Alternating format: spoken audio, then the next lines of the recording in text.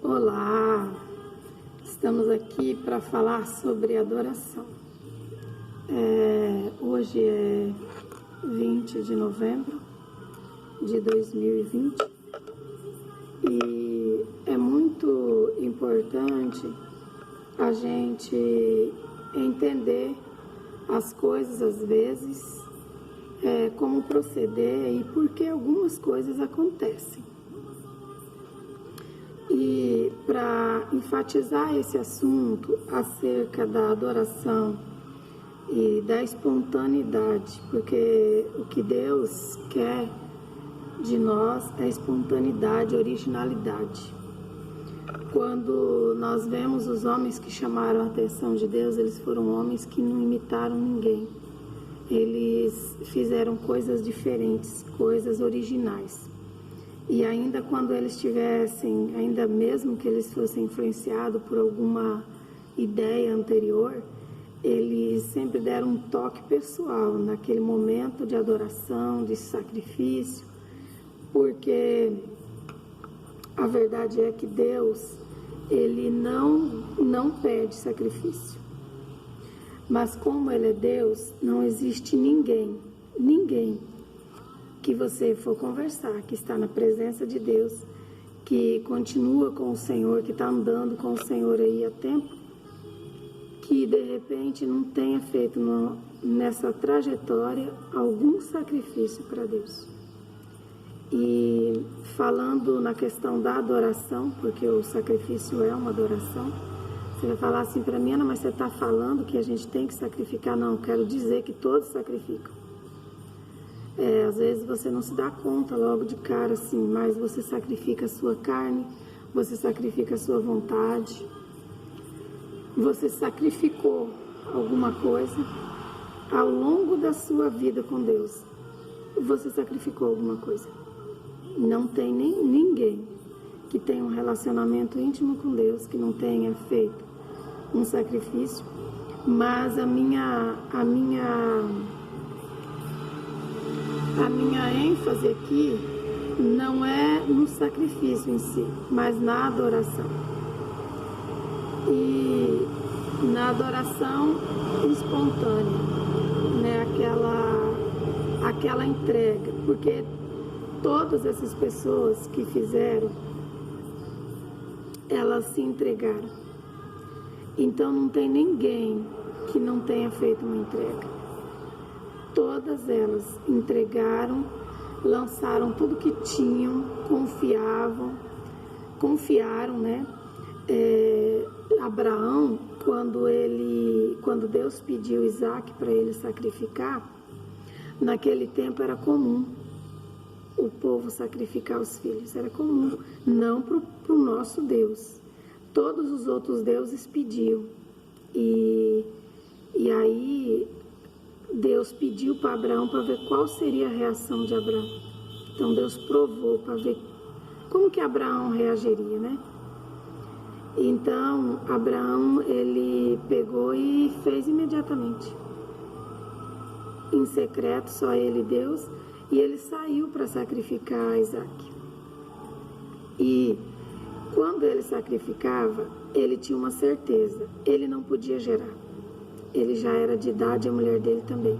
Então, quando ele sacrificou sabendo que o Deus que tinha dado um, podia dar dois.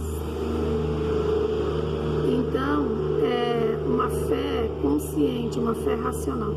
Por isso que nós não servimos a Deus de forma irracional. Nós servimos a Deus de forma racional. Ela é uma fé tão racional que ela quase chega a ser palpável.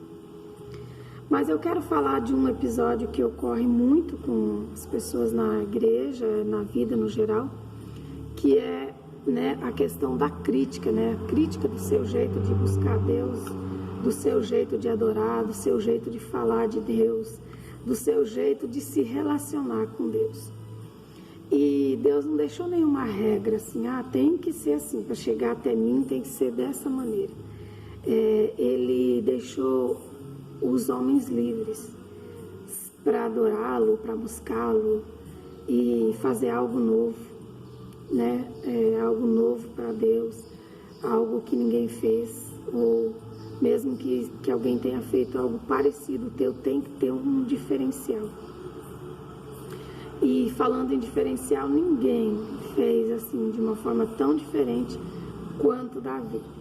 Davi era um adorador, um adorador nato, né? É aquele adorador que ele nasceu para adorar. A gente aprende a adorar, mas Davi já nasceu adorador. E em certa ocasião, Davi fez algo muito espontâneo, que diz em 2 Samuel, no capítulo 6, no versículo 16.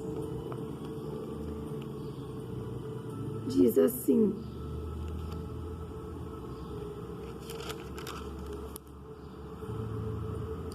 quando a arca do Senhor chegou à cidade de Davi, aconteceu que Mical, filha de Saul, olhou de uma janela e viu o rei Davi que saltava e dançava diante do Senhor, e o desprezou em seu coração. Muitas vezes você chega na igreja e você quer dizer para Deus que você o ama, você o adora, e as pessoas te criticam por causa disso. Como é que Davi recebeu essa crítica?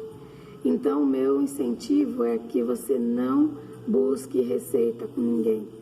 Adore a Deus com naturalidade, como está no seu coração, como Deus quer. Se Deus não se importa que você chame Ele de você, chama Ele de você. Chama Ele de Senhor quando... não, Ele quer que eu chame de Senhor, então Ele quer que chame de Senhor. Eu gosto de falar para Deus que Ele é o Todo-Poderoso. É o meu jeito. Então, existem pessoas que gostam de chamar Deus de você, é o seu jeito.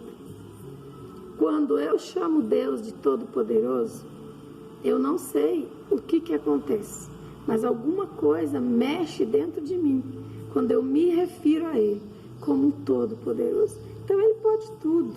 Se Ele quiser me colocar numa galáxia longe daqui, Ele pode. Se Ele quiser cortar o planeta Terra no meio, Ele pode. Nada é impossível para Ele. E eu quero incentivar você a zelar com todo o cuidado do seu relacionamento com Deus.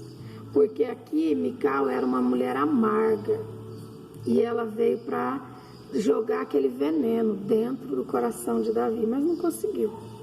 Ela não conseguiu parar Davi.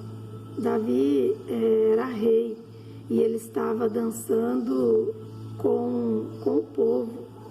Ele estava pulando, ele estava como um menino, sabe, um menino alegre, brincando. Ele estava assim, mas ele estava diante de Deus, porque logo em seguida que ele para essa dança, ele abençoa o povo, ele dá carne para o povo e pão para o povo e despede o povo. Mas acontece algo terrível com a Mical. A Mical era a mulher de Davi. Ela era filha do rei Saul, que havia antecedido Davi, e Mical havia sido prometida a Davi pelo próprio pai dela. Então ela era esposa de Davi. Aí ela estava na janela observando, viu Davi dançando e o desprezou. Porém, Deus recebeu a adoração de Davi, que era de todo o coração, e Davi não se sentia um rei diante de Deus. Diante de Deus ele era um menino. Ele era espontâneo, ele era natural diante de Deus. Então não seja robótico, não seja religioso diante de Deus, seja espontâneo. Mas a Mical foi punida, e punida por Deus. Não foi punida por Davi, que como rei poderia ter punido ela. Mas qualquer castigo que o rei Davi fizesse para Mical, não seria perto do que Deus o fez. Que diz a palavra já no versículo 23, do mesmo capítulo 6 de 2 Samuel. E Mical, filha de Saul, não teve filhos até o dia da sua morte. E então Davi tinha vindo para ela, né? E dito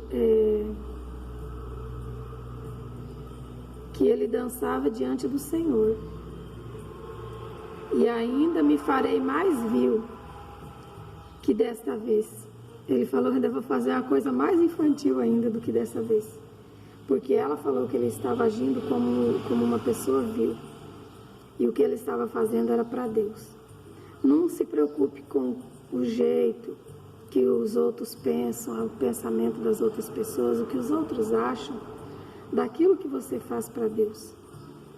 Faça para Deus, permaneça fazendo para Deus e com espontaneidade, com naturalidade. Saiba que a adoração, ela tem um poder muito grande. E muitas vezes o que as pessoas querem é matar esse adorador dentro de você, essa adoradora. Então permaneça adorando, buscando a presença de Deus, buscando intimidade, fazendo para Deus aquilo que estiver no seu coração, aquilo que te agradar. Que Davi era rei diante dos homens ele era grande, mas diante de Deus ele era como um menino. E Jesus disse que o reino do céu, para entrarmos no reino do céu, nós devemos ser como meninos. Então não deixa a amargura entrar no seu coração, e qualquer um que vir julgar, que vir criticar, deixa que Deus cuida dele. Seja como um menino, porque o reino do céu é para aqueles que forem leves como um menino, que forem espontâneos como um menino, que forem naturais como um menino, né? O menino, ele ainda não foi muito podado, moldado, né? Porque as pessoas querem nos moldar. Deus nos faz e joga a forma fora. E daí eles vêm e querem colocar a gente dentro de uma forma, uma outra forma. E dizer que aquilo é padrão, que aquilo é o jeito certo. Mas diante de Deus nós precisamos sermos naturais, espontâneos, porque o Senhor busca os verdadeiros adoradores. Deus diz na palavra dele que ele busca aqueles que o adorem em espírito e em verdade. Davi estava com o espírito alegre. E a verdade é que ele dançava, que ele pulava com naturalidade. Que Deus te abençoe.